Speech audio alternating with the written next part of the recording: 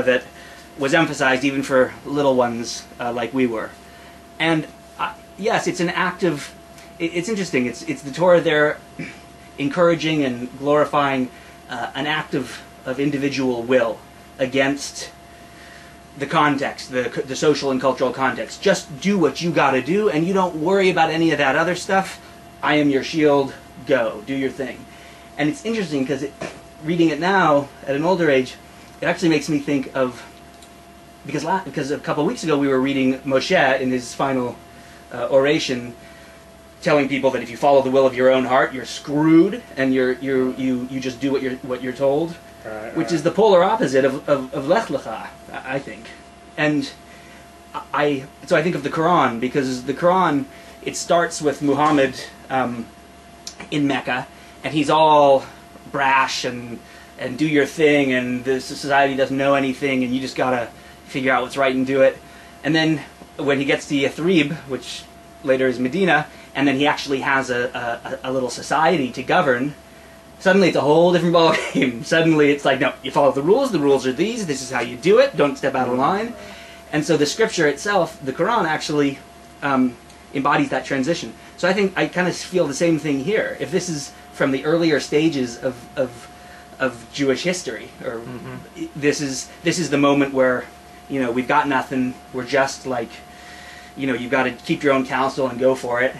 And then by the time you get to the end of the Torah, it's like, okay, no, now you people just do what you're told.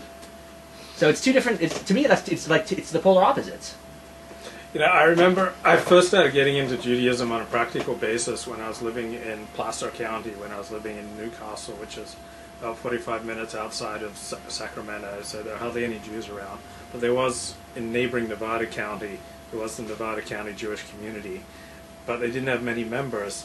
So when they would do services on Friday night, they'd recruit these like Messianic Christians who would do the musical instruments. They'd have Messianic instruments, really? like Messianic Christians, like playing guitar and like singing some of these Hebrew songs. They must have been, the Messianics must have been happy as pigs and shit. They would like to be invited to a synagogue. Right. Because there were so few Jews. Yeah.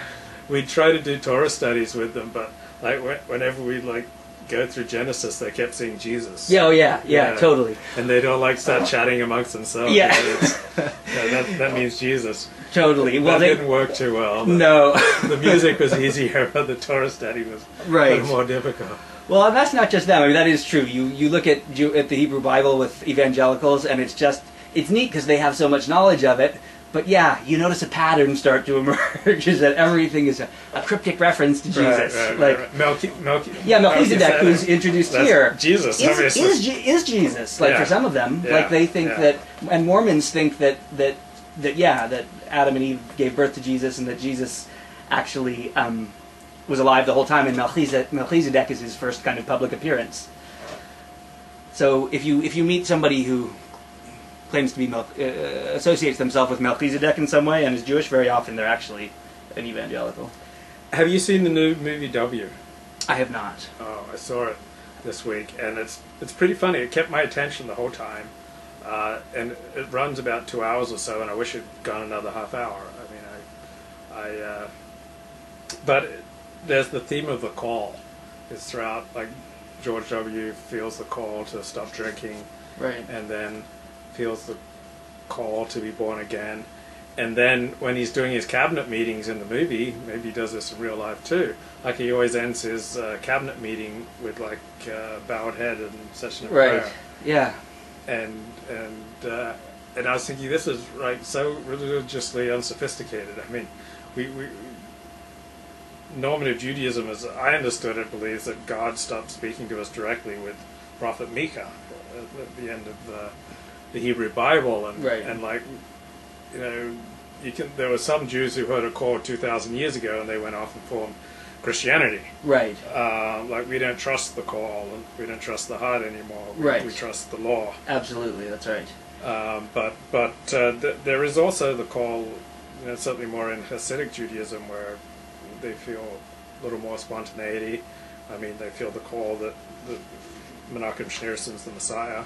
Right. And then certainly here in Lech Lecha, where Abraham hears the call. Right. So, Yeah, it's. I mean, the thing that a lot of Christians will say is even if they think prophecy did end with Micah, they'll say, but prophecy is different from an individual encounter with God. Prophecy is receiving a revelation that's relevant to all of Israel or all of the earth, but we can still get something that's just relevant to us.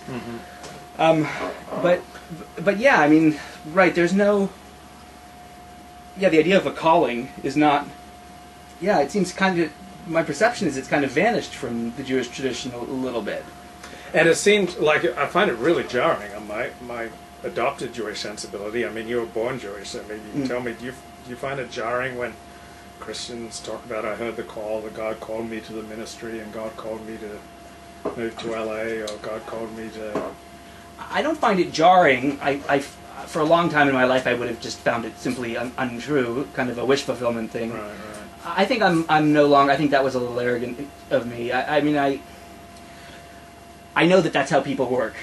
I mean, people can create all sorts of experiences for themselves out of nothing but their own imagination and willpower. So, I just didn't. It's just not my world. I mean, like, I don't know who they're talking to, and I guess my sense was that it's some kind of internal dialogue that they're projecting out into the cosmos. I guess that's still...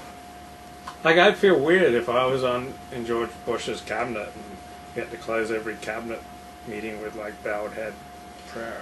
Well, yeah, I mean, it would be insensitive to do it with you. I mean, because they should find a way, I mean, I'd be willing to make a motzi even.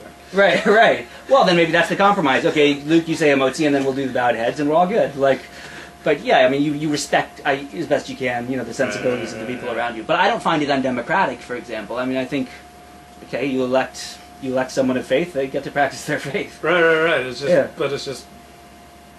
Well, but what do you look when he says lech lecha? One of the interpretations is that, it's go into yourself, go and look for. So a bowed head and kind of. Yeah. It is cognitive. Does fit with lech lecha. Yeah. The call stuff. But so do you find it I don't trust it. I don't trust people when they say I got called to anything.